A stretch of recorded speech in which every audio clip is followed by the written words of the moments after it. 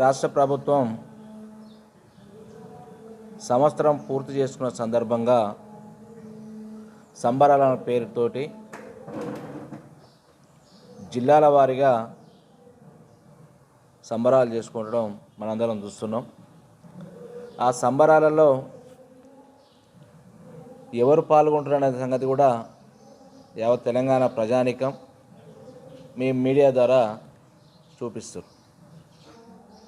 సొంతం మీ జిల్లాలో మహబూబ్నగర్ జిల్లాలో సంబరాల పేరిట 33 జిల్లాలకెళ్ళి రైతులను పిలిపిస్తే బస్సులు పెట్టి రైతులను పిలిపిస్తే ఏమాత్రం కూడా స్పందన లేదు. ఆ స్పందన కరువైంది కాబట్టే అక్కడ ఉన్న దళిత సోదరుల్ని డప్పులు కొట్టండి అని చెప్పి ఇది మాదిగల జిల్లా అని చెప్పి మొరబెట్టుకునే పరిస్థితి మనందరం కూడా చూసినాం. అయినా కూడా డప్పు కొట్టే నాదు లేడు. రైతన్న స్పందన అనేది కరువైందన్న సంగతి స్పష్టంగా తేలిపోయింది. సిగ్గు లేకుండా ఈరోజు ఏదో చేస్తున్నామంటే ప్రభుత్వం యొక్క నిధులని దుర్వినియోగం చేస్తూ పెద్ద పెద్ద పత్రికలలో, టీవీలలో, యూట్యూబ్ ఛానల్లో కోట్ల రూపాయలు ఖర్చు పెట్టి ఈ రేవంత్ రెడ్డి గారి యొక్క బొమ్మ వేసుకుని ప్రచారానికి వాడుతుంది తప్పితే సంవత్సరంలో ఆయన ఉరగబెట్టింది ఏమాత్రం కూడా లేదు. ప్రశ్నించే గొంతులని ఆ గొంతుకొని నొక్కేయాలి. కేటీఆర్ గారు గట్టిగా మాట్లాడుతున్నారు కాబట్టి కేటీఆర్ గారిని ఏ రకంగా ఇబ్బంది చేయాలి, ఏ రకంగా కేసులు పెడతామని బెదిరియాలి ఒక కార్యక్రమం అయితే, మరొక వైపు హరీష్ రావు గారి మీద పొద్దున్న లేస్తే ఎడాపెడా చెంపలు వాయిస్తారు ఇద్దరు. హరీష్ రావు గారు, కేటీఆర్ గారు ఈయన తప్పిదాలను ఎండగట్టి బట్టలు ఉడబెకి నడి సెంటర్లో నిలబెడుతుంటే అక్రమ కేసులు పెడుతుంది. కాబట్టి 6 గ్యారెంటీలకు గ్యారెంటీ లేదు, కానీ 7వ గ్యారెంటీ ఏదైతే ఉందో ఈ ప్రశ్నించే గొంతులని నొక్కే కార్యక్రమం, అక్రమ కేసులు పెట్టడం 7వ గ్యారెంటీ అయితే మాత్రం సక్సెస్ అయ్యిండు. ఒకటి బస్సులు పెట్టి కొట్టించే కార్యక్రమం సక్సెస్ అయ్యిండు. కేసులు రాష్ట్ర వ్యాప్తంగా కానీ మా నాయకులు కేటీఆర్ గారి మీద, హరీష్ రావు మీద కేసులు పెట్టే కార్యక్రమం కానీ దీంట్లో మాత్రం సక్సెస్ అయ్యింది.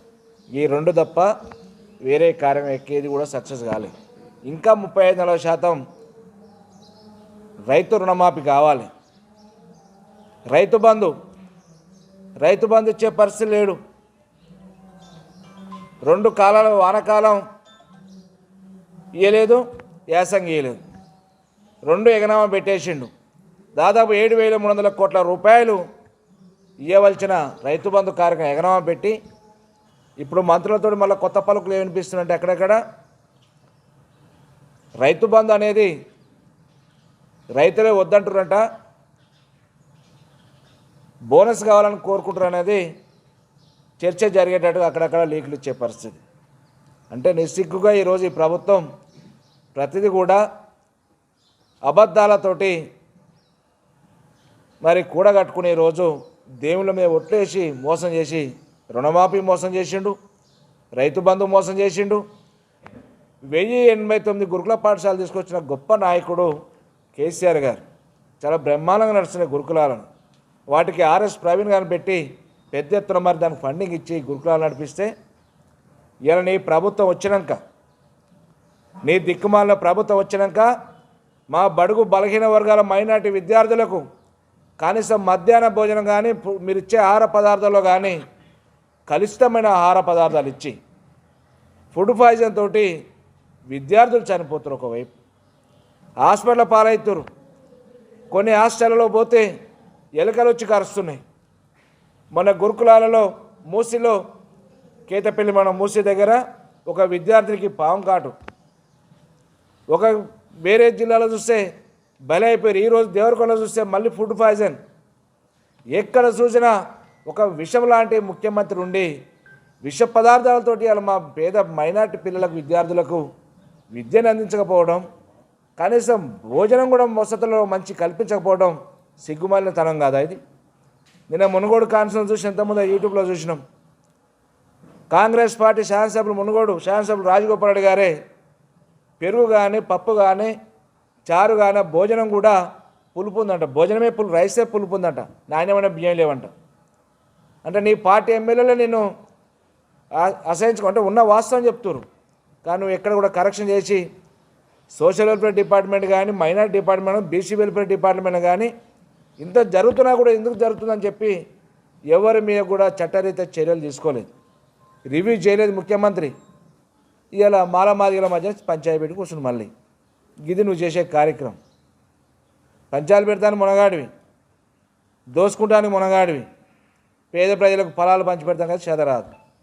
మాటలేమో కోటలు దాటినాయి, పనులు మాత్రం జీరో. రాష్ట్రంలో మంత్రులు ఎక్కడైతే ఉన్నారో ఒక మంత్రుల నియోజకవర్గాలు నిధులు వస్తున్నాయి. మీ ఎమ్మెల్యేలు రాష్ట్ర వ్యాప్తంగా ఉన్న తిరుగుతారు, ఏం తిరుగుతలేరు. పెండింగ్ ఫైల్ పట్టుకొని మాకు మూల మంత్రి రెవెన్యూ మంత్రి ఉన్నాడు, ఆ రెవెన్యూ మంత్రి దగ్గరికి ఏ ఫైల్ అయినా క్లియర్ చేస్తా అని చెప్పి ఎవరైనా మండల స్థాయి లీడర్లు పోతే భూములు పెండింగ్ ఉన్న భూముల ఫైల్ తీసుకురా ఆ పని చేసి తప్పితే డెవలప్మెంట్ ఏది అడగొద్దని చెప్పే పరిస్థితుల్లో మీ ఎమ్మెల్యేలు ఉన్నారు. ఇదే చేస్తారు, గంత తప్ప ఏ ఒక్క పని చేయలేదు. గతంలో మేము శాంక్షన్ ఇచ్చిన ఆర్డర్లు ఉన్నాయి, కొంతమేర పనులు జరిగినాయి, అవి చేసే పరిస్థితి లేదు. అందుకే దయచేసి ఈ రాష్ట్ర ముఖ్యమంత్రి గారు, ఈ ప్రభుత్వం ఇంకా మీకు సమయం ఉన్నది.